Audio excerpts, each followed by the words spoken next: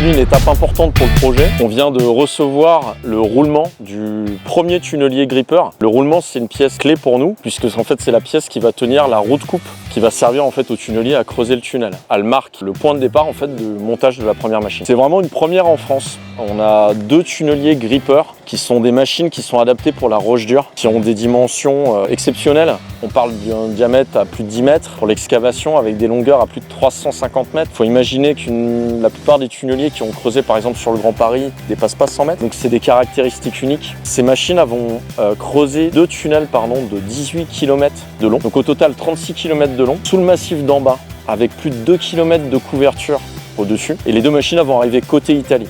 Donc c'est 2 lots qui sont vraiment emblématiques.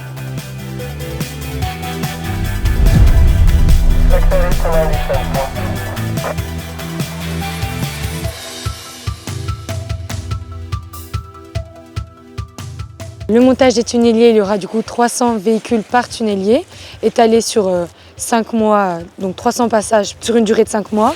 On teste tous les itinéraires possibles avec l'aide des équipes de transport pour voir où est-ce que le colis passera au mieux sans déranger tout l'environnement.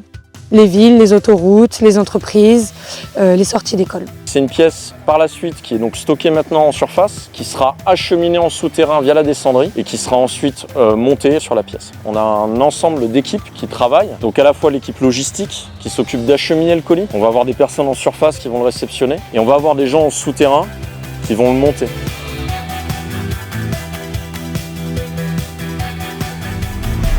Ouais, ça fait quoi maintenant qu'il est derrière toi?